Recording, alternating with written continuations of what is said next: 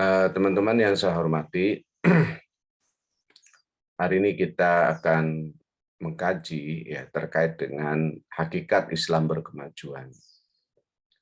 Eh, Islam itu sendiri pada prinsipnya adalah merupakan satu nama yang diberikan oleh Allah kepada para nabi dan rasul, ya, yang di dalamnya adalah merupakan konsep kepasrahan, kepatuhan, ketundukan kepada Allah Subhanahu wa taala. Saya akan coba share PPT-nya. Nah, teman-teman sekalian, jadi sebenarnya sejak zaman Nabi Adam sampai dengan Nabi Muhammad, maka Allah menurunkan agama yaitu Islam. Dan itu sudah dijelaskan di dalam Al-Quran dalam banyak ayat, hampir 25 ayat yang menyatakan itu.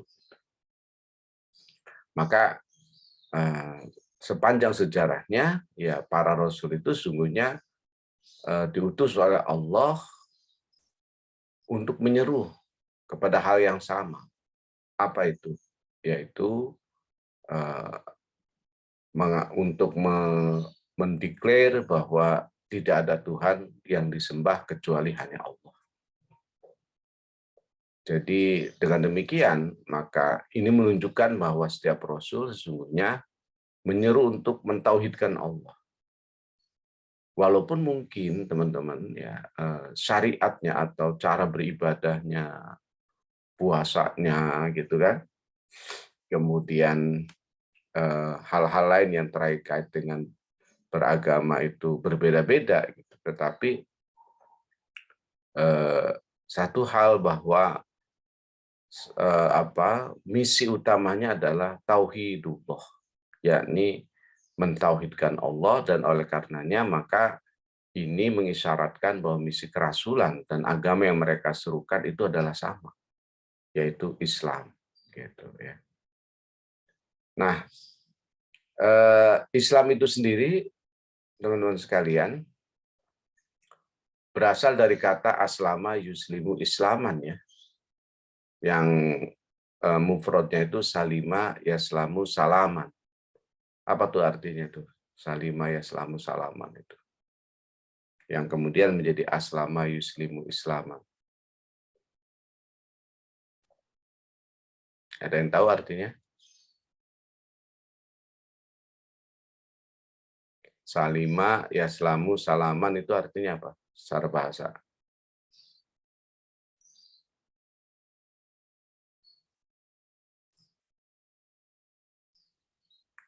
Tunduk, ya, patuh, pasrah. Jadi dalam berislam berarti kita dituntut untuk ketundukan, kepatuhan, dan kepasrahan. Tunduk dan patuh serta pasrah kepada Allah Subhanahu wa taala. Nah, teman-teman, jadi tanpa ketundukan dan kepatuhan, sulit kita untuk menjadi muslim yang kafah, muslim yang sempurna. Nah, kemudian di sini juga dijelaskan bahwa ayat yang terkait dengan tema Islam agama semua nabi bersumber dari Al-Quran, jumlahnya 25 ayat. Ya. Ada 9 surat. Jadi ada di surat Yunus 72 dan 84, surat Yusuf ayat 101, surat Al-An'am ayat 161, 163, kemudian Asyura ayat 13, Al-Anbiya ayat 73 dan 25. Kemudian dalam surat Madaniyah meliputi Al-Baqarah 87, kemudian 130, 133, ayat 135 sampai 137, kemudian Ali Imran ayat 89, kemudian ayat 19-20, ayat 51-52, ayat 64, ayat 67, 68, dan terakhir Al-Maidah 112 dan ayat 48. Nah, ini semuanya teman-teman sekalian menjelaskan bahwa Islam itu adalah agama yang diturunkan kepada para nabi dan rasul. Dari sejak Nabi Adam sampai dengan Nabi Muhammad Shallallahu Alaihi Wasallam. Lantas apa fungsi Nabi Muhammad? Fungsi Nabi Muhammad adalah menyempurnakan agama yang diturunkan kepada nabi-nabi dan rasul-rasul sebelumnya. Nah, dengan demikian Muhammadiyah pun berkeyakinan bahwa Islam itu sebagai risalah yang dibawa para nabi hingga nabi akhir zaman Muhammad SAW. Dan itu adalah merupakan agama yang lengkap dan sempurna. Jadi karena Islam ini agama lengkap dan sempurna, maka sudah selayaknya Islam harusnya tidak dijadikan sebagai alat untuk memundurkan umat. Tetapi kita harus meyakini bahwa Islam itu adalah agama yang dapat memajukan umat, yang dapat memajukan masyarakat, yang memberikan progresivitas di dalam meraih kemajuan. Nah, maka Kiai Dahlan misalnya meyakini betul bahwa Islam ini yang akan memajukan kehidupan umat manusia, gitu ya. Nah, kenapa? Karena Islam selain mengandung ajaran berupa perintah dan larangan, juga petunjuk untuk keselamatan hidup, gitu. Ya. Di dalam ayat Al-Quran maupun hadis-hadis Nabi SAW, banyak sekali petunjuk-petunjuk agar kita mendapatkan keselamatan. Nah, keselamatan di sini berarti poinnya apa? Poinnya adalah agar kita mendapatkan kesuksesan. Ya. Wahyu pertama saja turun Al-Quran itu kan tidak menyuruh umatnya untuk sholat, tidak untuk berpuasa, apalagi umroh dan haji. Tidak. Tapi wahyu pertama turun, itu umatnya disuruh membaca. Nah, ini kan petunjuk-petunjuk menuju keselamatan. Petunjuk-petunjuk menuju kemajuan. Maka oleh karena itu, salah jika seorang Muslim kemudian meninggalkan Islam dan mencari paham-paham lain untuk mencapai kemajuan. Atau sebaliknya, salah jika seorang Muslim menjadikan Islam hanya agama sebagai agama ritual. Ya. Sholat, puasa, zikir. Tapi tidak mengambil hikmah-hikmah kemajuan yang ada di dalam Al-Quran maupun hadis. Nah, apa sih Islam berkemajuan? Dijelaskan di dalam pernyataan sikap Muhammadiyah abad kedua. Ya. Ini bisa di-download teman-teman, pernyataan sikap Muhammadiyah abad kedua itu, dan itu adalah saya kira salah satu referensi kita dalam materi Islam berkemajuan, ya. Bahwa Islam berkemajuan itu menyemaikan benih-benih kebenaran. Nah, jadi ini ya, teman-teman. Jadi yang pertama adalah kebenaran, kemudian kebaikan, ya. Kemudian kedamaian. Karena memang benar juga harus baik, ya. Baik juga harus benar, gitu. Ada benar tapi kurang baik menyampaikannya, nggak bagus juga. Ada yang baik tapi nggak benar, ya itu ditolak. Maka kemudian penuh kebaikan, kebenaran, kedamaian. Islam sendiri berasal dari kata salam, itu selain tunduk, patuh, artinya selamat, damai. Jadi kalau orang Islam itu tidak mendamaikan, ya susah gitu. Bahkan kata Nabi, al-Muslim, orang Islam itu adalah orang yang menjadikan orang lain selamat. Ya, gitu. Keadilan. Ya. Ini dalilnya sangat kuat, kemaslahatan, kemakmuran, dan seterusnya. Kita akan bahas satu persatu, teman-teman. Pertama, menyemai benih kebenaran. Nah, ketika kita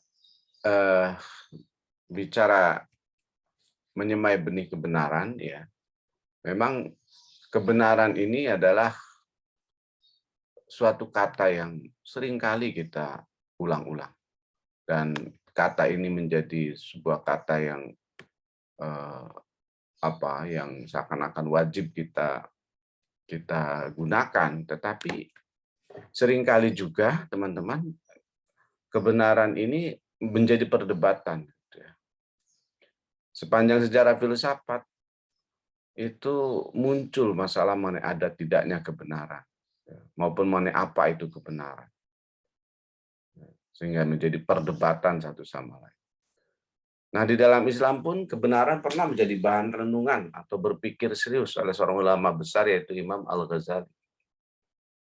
Dan ini adalah sebagai titik awal menemukan pengetahuan akan hakikat segala sesuatu. Jadi Imam Al-Ghazali itu dia merenung gitu kan, kemudian dia mencoba mengkaji teologi, tapi kemudian dia juga tidak puas, mengkaji filsafat juga tidak puas gitu ya, untuk mencapai kebenaran. Kemudian akhirnya dia berlabuh ke tasawuf. Dan di tasawuf inilah dia kemudian menemukan satu makom, satu ketenangan yang menurut dia inilah sesungguhnya yang harusnya dijadikan jalan hidup gitu. Nah, teman-teman sekalian, di dalam filsafat sendiri kebenaran itu menjadi eh, satu perdebatan ya, atau paling tidak melengkapi lah ya. Jadi ada kebenaran koherensi, ada kebenaran korespondensi, ada teori kebenaran pragmatis, ada konsensus, bahkan ada lagi performatif gitu. Apa itu kebenaran koherensi? Kebenaran koherensi adalah adanya kesesuaian suatu pernyataan dengan pernyataan sebelumnya yang sudah dianggap benar. Jadi koheren, ya. Ada kesesuaian. Saya kasih contoh misalnya, Plato seluruh manusia akan mati. Gitu ya. Nah, itu pernyataan yang sudah dianggap benar kan, karena tidak ada manusia yang tidak mati. Seluruh manusia akan mati. Plato adalah manusia. Maka kesimpulan yang benar, yang koheren dengan pernyataan yang sudah dianggap benar, bahwa Plato berarti akan mati. Gitu. Nah, itu kebenaran koherensi. Jadi, suatu pernyataan yang bersesuaian dengan pernyataan sebelumnya yang sudah dianggap benar. Ya. Semua mahasiswa akan mengikuti ujian. Nah, Jamaluddin adalah mahasiswa, maka Jamaluddin akan mengikuti ujian. Itu koheren. Tapi kalau semua mahasiswa akan mengikuti ujian, Jamaluddin adalah mahasiswa, Jamaluddin tidak pernah ikut ujian, itu tidak koheren. Jadi pernyataan itu tidak benar. Kemudian ada teori kebenaran korespondensi. Apa itu? Suatu pernyataan yang sesuai dengan keadaan yang sebenarnya, gitu ya, dengan keadaan yang sebenarnya. Contoh, teman-teman, kita katakan bahwa Jakarta adalah ibu kota negara Republik Indonesia. Nah, itu kebenaran korespondensi karena memang pernyataan ini sesuai dengan keadaannya. Ya. Memang Jakarta ibu kota negara Republik Indonesia. Atau misalnya Bandung adalah ibu kota provinsi Jawa Barat. Maka ketika dikatakan bahwa Bandung adalah provinsi ibu kota provinsi Jawa Barat, itu benar karena memang sesuai dengan faktanya, sesuai dengan kenyataannya, sesuai dengan keadaannya. Nah, ada lagi kebenaran pragmatis, teman-teman. Apa itu kebenaran pragmatis? Sesuatu dianggap benar apabila memiliki tingkat kegunaan yang tinggi. Jadi berubah-ubah. Contoh misalnya teman-teman dulu di dunia pertanian itu memanen padi itu dengan cara manual, yaitu dengan cara pakai arit. Ya. pakai arit, kemudian ditebang satu-satu padinya itu, atau satu apa bongkot, satu bongkol gitu ya. Nah sekarang ketika ditemukan misalnya mesin pemanen padi, maka yang dianggap benar tuh kalau panen itu pakai mesin gitu. Jadi dianggap aneh kalau orang masih pakai manual. Kenapa? Tidak efisien. Sama halnya misalnya kita hari ini mengetik pakai mesin tik gitu ya. Itu dianggap tidak efisien. Jadi pragmatis ini lebih kepada tingkat kegunaan. Jadi sesuatu dianggap benar apabila memiliki daya guna yang tinggi. Kemudian konsensus, ya. Kebenaran yang disepakati atau sesuatu dianggap benar apabila sesuai dengan kesepakatan. Nah, contohnya naik motor di siang hari memakai cahaya lampu itu kebenaran secara konsensus. Ya. Atau mengendarai kendaraan sebelah kiri misalnya. Kalau sebelah kanan itu namanya melawan arus. Gitu. Itu konsensus karena ternyata di negara-negara lain kan sebelah kanan karena setirnya sebelah kanan. Kita karena setirnya sebelah kiri maka kemudian mengambil kiri. Nah jadi itu teman-teman ya dalam filsafat kebenaran itu teori kebenaran paling tidak ada 4 ini. Nah dalam Al-Quran dan As-Sunnah bahwa orang beriman harus meyakini kebenaran, apalagi itu kebenaran agama yang sumbernya dari Allah dan Rasulnya. Ya. Kita tidak boleh ragu. Ya. Al-haqqu mir rabbika. Kebenaran itu dari fala takunanna minal mumtarin. Maka jangan sekali-kali kamu termasuk orang-orang yang ragu-ragu. Gitu. Jadi kita nggak boleh meragukan. Nah, jadi konsepnya teman-teman dalam Al-Quran dan As-Sunnah, kebenaran itu adalah merupakan al-haq, yang lawannya adalah al-batil. Ya. Walau kana murran. Katakanlah, berkatalah yang benar sekalipun ia pahit. Gitu. Nah, karena memang kadang-kadang kebenaran itu menohok para pelaku yang mencoba untuk menyembunyikan sebuah kebenaran. Nah, di dalam hadis arti kebenaran dikatakan inna sidqa yahdi ilal bir wa innal birra yahdi ilal jannah. Jadi kebenaran itu teman-teman akan menunjukkan pada kebaikan, ya. Dan kebaikan akan menunjukkan ke surga. Jadi oleh karena itu memang kita harus berlandaskan pada kebenaran kalau menurut ajaran agama kita ya untuk mencapai satu kebaikan dan kebaikan itu akan menuju kepada surga. Nah, selain menyemai kebenaran yang begitu luar biasa, memang kebenaran ini ya ada kenisbiannya, ya walaupun dengan agama gitu. Yang nisbi bukan agamanya, tapi pemahaman kita. Gitu. Maka ketika Al-Quran dan hadis dipahami oleh para ulama, maka terbentuklah beragam macam pendapat. Dan pendapat-pendapat para ulama itu semuanya berasal dari Al-Quran dan hadis. Maka muncul misalnya ada imam mazhab, ya kan. Kemudian di dalam teologi ada firqoh-firqoh. Itu semua adalah karena mereka memang kebenarannya sama dari Al-Quran dan hadis, tapi ketika memahaminya itu ada kenisbian pemahaman. Gitu. Ada subjektivitas pemahaman. Sehingga akhirnya kesimpulannya bisa berbeda antara Imam Hanafi, Imam Syafi'i, Imam Maliki, dan seterusnya. Nah, bagaimana kita menghadapi beragam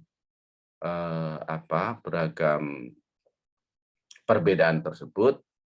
Maka dalam menghadapi beragam perbedaan itu, kita harus mendasarkan pada saling toleransi ya, saling memahami gitu. Yang penting jangan sampai perbedaan pendapat itu didasarkan pada hawa nafsu ya. Yang kedua tentu saja kita juga memberikan apa tadi apresiasi berdasarkan ilmu ya. Jadi bukan berdasarkan hawa nafsu gitu. Nah, kalau sudah berdasarkan ilmu ya kita harus saling menghargai ya. Misalnya di kita Muhammadiyah dan pemerintah sering berbeda antara satu Ramadan, 10 Zulhijjah gitu ya. Ya, maka ya saling menghargai gitu. Nah, yang berikutnya kebaikan. Teman-teman, kalau kita baca hadis tadi ya, bahwa inna sidqa yahdi ilal bir wa innal birra yahdi ilal jannah. Bahwa kebenaran itu akan menunjukkan pada kebaikan dan kebaikan itu akan menuju kepada surga. Dan di dalam Al-Baqarah 177 Allah nyatakan bahwa sebenarnya kebaikan itu adalah yang harus didasarkan pada pertama keimanan yang benar gitu ya, iman kepada Allah dan seterusnya. Kemudian juga harus berinfak ya, berinfak terhadap harta yang dicintai wa atal mala ala hubbihi kepada orang yang dekat, kepada anak yatim, miskin, ibnu sabil, kemudian peminta-minta dan orang-orang yang dalam belenggu perbudakan. Kemudian mendirikan sholat, menegakkan zakat, mengeluarkan zakat dan menepati janji. Kemudian bersabar. Ya. Jadi ini adalah kebaikan itu harus diwujudkan dalam perilaku nyata, ya. Baik secara vertikal maupun horizontal. Dan semuanya harus didasarkan pada keimanan. Saya kira ini bersesuaian dengan materi akidah akhlak kemarin kita ya, bahwa landasan diterimanya amal seseorang itu adalah didasarkan pada keimanan. Nah, kemudian kebaikan dalam hadis ya. Di dalam hadis pernah seorang sahabat minta fatwa ya tentang kebaikan. Kemudian kata Rasul, kebaikan adalah sesuatu yang membuat jiwa dan hati tenang. Sedangkan dosa adalah sesuatu yang terasa tidak karuan dalam jiwa dan terasa bimbang dalam dada. Ya. Nah, jadi ini Wabisoh ya, dari Wabisoh. Dia bertanya kepada Nabi, apa itu albir, kebaikan? Kebaikan itu, kata Nabi, adalah yang membuat hatimu tenang. Nah, teman-teman, memang kalau orang itu melakukan keburukan, itu pasti hatinya nggak tenang ya. Orang korupsi itu hatinya pasti nggak tenang. Apalagi kalau mendengar misalnya, saudara, hari ini KPK menangkap tangan seorang koruptor. Wah, langsung tuh degupan jantungnya kencang. Waduh, waduh, waduh. Mudah-mudahan nggak ketahuan. Mudah-mudahan nggak ketahuan. Jadi nggak akan tenang. Walaupun duitnya banyak, nggak tenang buat apa kan gitu. Masih mending tenang tapi duitnya banyak ya. Oke. Nah, terus menyemaikan kedamaian ya, karena Islam itu agama yang damai, bahkan secara bahasa tadi artinya adalah damai, ya kan? Ya, kata dalam hadis dikatakan tidaklah seorang dari kalian sempurna imannya sampai ia mencintai saudaranya sebagaimana ia mencintai dirinya sendiri. Ya. La yu'minu ahadukum hatta yuhibbu ma li nafsihi wa yuhibbu li akhihi. Ya. Dan dia harus mencintai orang lain seperti mencintai dirinya sendiri gitu. Nah, ini kan pasti akan memberikan kedamaian kalau semua orang itu berusaha untuk mencintai orang lain seperti mencintai dirinya sendiri. Dia tidak memandang ras, golongan, agama, bahasa, ya, warna kulit. Pokoknya dia mencintai. Bahkan teman-teman, Islam itu jangankan untuk kepada manusia, kepada binatang pun kita diperintahkan untuk berbuat baik, ya kan? Kan ada itu yang seorang pendosa perempuan masuk surga karena dia kasihan sama anjing yang kehausan, akhirnya dia memilih tidak minum dan menyerahkan minumnya ke anjing. Atau misalnya ada orang yang masuk neraka karena disekap ya oleh karena menyekap kucing sampai kucing itu kelaparan. Nah, jadi ini eh, bahwa agama Islam itu adalah memang agama yang penuh dengan kedamaian, bahkan terhadap alam semesta ya, bukan terhadap cuma manusia. Ketika berperang, Nabi berpesan jangan rusak pohon. Ya, berarti kan ada kesadaran lingkungan yang diberikan oleh Islam. Ya, jadi kedamaian itu akan muncul apabila lingkungan juga baik, gitu ya. Nah, teman-teman, berikutnya Islam berkemajuan adalah Islam yang menyemaikan keadilan. Ya. Dan kalau kita baca surat Al-Maidah ini, wala yajrimannakum syana'anu qaumin ala alla ta'dilu. I'dilu.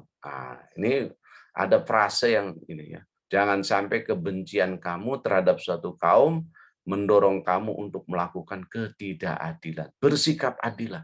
Jadi ketika kita membenci suatu kaum pun, teman-teman, nggak boleh kita kemudian eh, berbuat tidak adil kepada kaum itu. Misalnya ada di antara Anda yang menjadi wali kota. Ya. Kebetulan ada satu desa yang sama sekali tidak memilih Anda. Dan Anda tahu, wah ini desa ini, kalau saya jadi wali kota, program-programnya saya hentikan. Itu namanya nggak adil, teman-teman. Seorang wali kota harus bekerja sesuai dengan aturan-aturan yang ada. Kalau aturannya memang semua desa misalnya harus mendapatkan bantuan misalnya makanan, bantuan subsidi, bantuan ini, bantuan itu, karena desa itu tidak memilih Anda kemudian menyetop bantuan-bantuan itu tidak adil. Sebenci apapun kita, kalau itu hak dia, itu harus kita berikan. Itulah adil. Dan Islam sangat menekankan keadilan ini. Maka tentu saja kalau keadilan ini selain kebenaran tadi, kebaikan, ya kedamaian kita tegakkan, kemudian keadilan kita tegakkan, wah dunia ini akan maju, peradaban ini akan maju. Karena banyak sekali konflik terjadi baik antar sesama manusia, antar eh, negara maupun antar warga gitu ya, konflik horizontal maupun vertikal, kemudian warga dengan pemerintah, itu penyebab utamanya karena tidak ada keadilan. Gitu. Ya. Penyebab utamanya karena tidak ada keadilan. Karena tidak ada keadilan maka orang protes. Gitu kan. Jadi keadilan ini memang harus ditegakkan. Kadang-kadang kita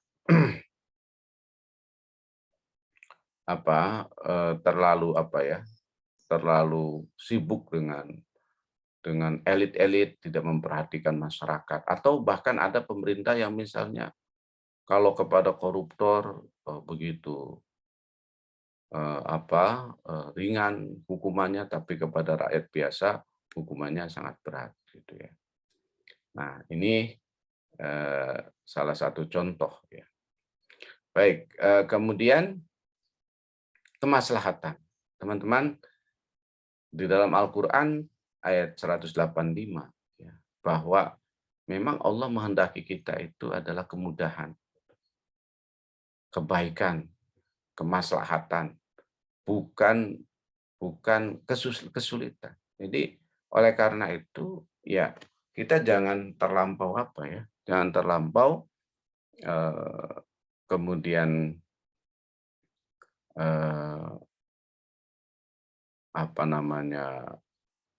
memaksakan diri ya, dengan keinginan-keinginan kita padahal misalnya tidak ada kemaslahatannya. Gitu. Nah, saya kira teman-teman sekalian yang paling juga diimpikan untuk bagaimana ya, bahwa Islam itu sebagai agama yang maju adalah karena Islam memiliki kemakmuran, ya, konsep kemakmuran. Dan kemakmuran di dalam Islam bukan cuma kemakmuran dalam kehidupan dunia, tapi kemakmuran dalam kehidupan akhirat. Ya, jadi konsepnya itu kan buat apa kalau cuma makmur di dunia, tapi di akhirat susah. Gitu. Maka kita menggunakan kemakmuran, konsepnya adalah kemakmuran berimbang antara dunia dan akhirat, ya. Nah, karena itu teman-teman sekalian, doanya kan wa minhum may yaqulu rabbana atina fid dunya hasanah wa fil akhirati hasanah wa qina azabannar. Jadi kita diperintahkan untuk apa? Untuk senantiasa memperhatikan kehidupan yang baik, apakah itu di dunia maupun di akhirat. Buat apa kehidupan kita baik hanya di dunia tapi tidak di akhirat gitu. Oke, berikutnya keutamaan dan keterbaikan. Jadi keutamaan dan keterbaikan ini adalah konsep yang paling penting juga di dalam ajaran agama Islam, yakni supaya kita betul-betul mencapai umat yang terbaik. Keutamaan ya itu penting, dan untuk syarat itu apa? Yakni kita diperintahkan untuk amar ma'ruf nahi mungkar dan beriman kepada Allah. Nah, itu syaratnya. Ya. Nah, lagi-lagi iman, karena amar ma'ruf nahi mungkar itu kan amal ya. Kalau imannya tidak baik, maka amal itu akan ditolak gitu. Kemudian menjunjung tinggi kemuliaan manusia. Bahkan semua derajat baik laki-laki dan perempuan itu sama ya derajatnya di hadapan Allah Subhanahu wa taala. Di dalam An-Nahl ayat 97 Allah menyatakan, "Man 'amila sholihan," siapa saja yang beramal kebaikan, min zakarin au unsa, dari laki-laki ataupun perempuan, wa huwa mukminun, lagi-lagi dia harus beriman, falanuhyiyannahu hayatan thayyibah, maka kami akan berikan kehidupan yang baik. Jadi Islam yang berkemajuan adalah menjunjung tinggi kemuliaan kemanusiaan, tidak memandang laki-laki dan perempuan, karena memang yang penting adalah iman dan amal soleh gitu. Oke, teman-teman, jadi itu